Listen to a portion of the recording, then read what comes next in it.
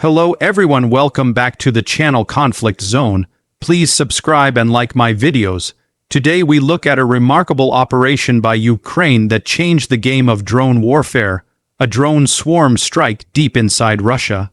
We'll walk through how the operation looked on the surface exterior, then dive into the internal logistics and planning interior, look at how the system performed performance, examine relevant safety features and counter measures safety features, highlight the unique selling points. Consider the strategic and material cost price, and wrap up with a conclusion. When we think of the exterior, imagine a fleet of unmanned aerial vehicles, small but lethal, emerging behind enemy lines. On the Russian side of the border, airbases that were once considered relatively secure suddenly found themselves under attack from swarms of drones.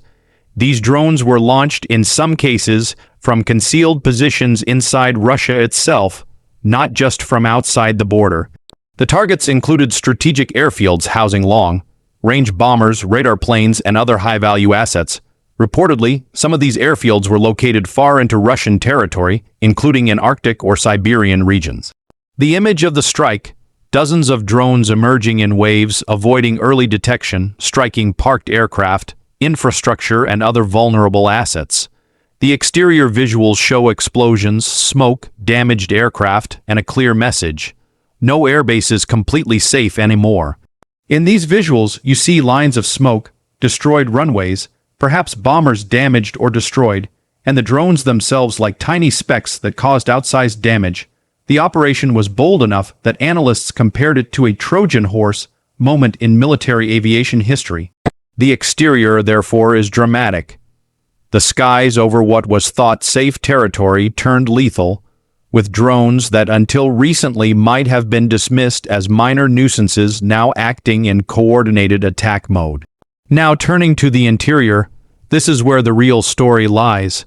The planning, logistics, operational execution are all fascinating and illustrate how modern warfare is increasingly asymmetrical. Behind the scenes, Ukraine's security services spent months, some say over a year and a half, preparing this operation. Drones were smuggled into Russian territory, hidden in trucks or mobile containers, with components assembled or stored near targets. The methodology: covert infiltration of drone systems, possibly disguised or hidden under cover of mundane transport. Then, once in position, the drones were launched remote, or flown manually by operators, possibly even operating inside the territory themselves. The planning involved selecting multiple airbases across vast distances, some in the far north, some in Siberia, so as to saturate the target's ability to respond and to strike strategic high-value assets, bombers, radar planes, rather than just low-value infrastructure. The internal execution also involved synchronization. Several airbases hit simultaneously or in rapid succession to shock the defender and overwhelm any early warning/counter drone systems. The smuggling of drones inside the country overcame the traditional idea that an enemy strike must come across borders. Instead, the attackers were operating behind enemy lines. Analysts note this raised questions about penetration of internal security and how these drones avoided detection. There is also the aspect of cost-effectiveness. Each drone may cost a fraction of what a bomber costs, yet cumulatively the damage done to strategic air assets is enormous. One report cited that around 41 Russian aircraft were damaged or destroyed during the operation. Inside that interior paragraph is the real heart of how this operation succeeded: intelligence gathering, mapping airbase layouts, identifying parked assets, vulnerabilities, logistics, moving equipment covertly, positioning launch systems, technological adaptation, modifying drones using first-person view or kamikaze-style loitering munitions, and operational security, keeping the strike hidden until execution. The result: a stealthy, prolonged preparation culminating in a single event that shook the conventional wisdom of deep strike limitations. Moving on to performance, how did the system behave when the moment arrived? The performance metrics: range, strike radius, saturation, surprise, damage inflicted. Because the drones were delivered via hidden logistics inside Russia, their operational radius from launch was relatively short, enhancing reliability and reducing detection risk. The surprise factor was high. Russia's defense apparatus did not expect an attack of this scale operating so far inside and at multiple far-flung airbases. The results speak for themselves. Multiple strategic bombers and surveillance aircraft reportedly damaged or destroyed. Analysts say that the attack inflicted a severe blow to Russian strategic aviation and forced Moscow to rethink the security of its own deep rear air assets. From a performance perspective, the drones achieved mission objectives: infiltrate, strike high-value targets, and withdraw or be expended with minimal detectable buildup. The concept of a drone swarm also contributed. Multiple drones overwhelming air defense, diversions, saturation of sensors. In short, high performance at a relatively low cost compared with traditional strike assets. Next, safety features, or in this case, counter measures and risk mitigation play a role. For the attacker Ukraine, safety meant limiting exposure of assets, reducing detection risk, and ensuring plausible deniability or difficult attribution. The smuggling of drone launchers/trucks inside enemy territory was part of that. Also, drones flying at low altitude, small cross-section, and possibly using decoys to confuse radar or other sensors.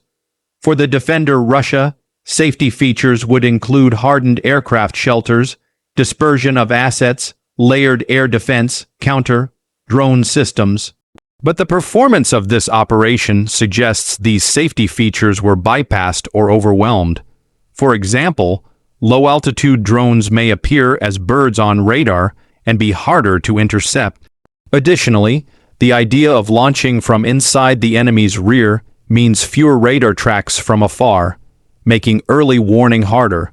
From the attacker's side, redundancy, swarm backups, and mass launch help ensure that even if some drones are intercepted, the mission success rate remains high.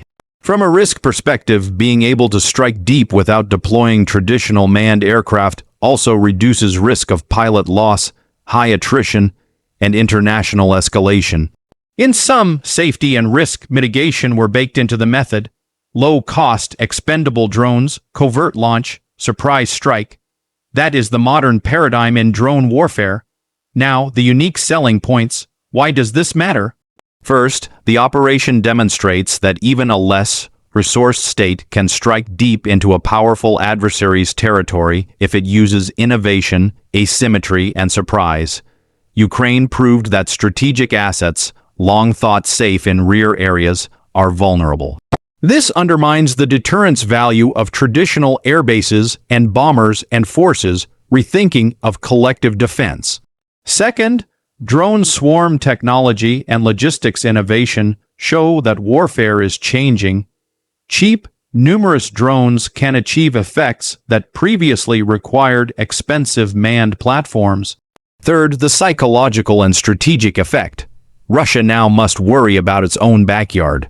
Resources will be diverted to protect rear areas, logistics become more complex, defense budgets must adjust, and morale is affected. Fourth, the cost-effectiveness. A drone costs far less than a bomber, yet destroys bombers. Fifth, the scalability. This kind of drone swarm operation could be replicated, improved, and copied globally. It isn't unique to Ukraine. In short, the unique selling point is that this is warfare turned on its head, from high-cost centralized elite platforms to low-cost distributed covert swarms, turning to price. Here the price has multiple dimensions. Material cost, each drone, transport truck, concealed launch system, operator training, but these are modest compared to strategic bombers or manned strike aircraft. Analysts note Ukraine spent relatively little in procurement compared to the damage inflicted. Strategic cost, Russia may lose dozens of aircraft, radar planes, bombers. One estimate claimed thousands of millions of dollars worth of damage. Political cost, Russia suffers reputation loss, questions about its defense of home territory, morale hit among its military and citizenry. Operational cost, Russia must now reallocate air defense, disperse assets, invest in counter drone systems and internal security, likely diverting resources from offensive operations. Human cost. While drones reduce human risk for Ukraine, there may still be casualties on the ground in Russia or in Ukraine during retaliation, escalation risk, and the broader conflict costs. In conclusion, the price of the operation for Ukraine is low, the price for Russia is high, and global watchers must pay attention. The precedent is now set. Finally, the conclusion. What does this all mean? This drone swarm strike demonstrates a seismic shift in how modern warfare is conducted. No longer does a powerful adversary necessarily have safe rear areas. Small, smart, relatively inexpensive drones can wreak strategic havoc.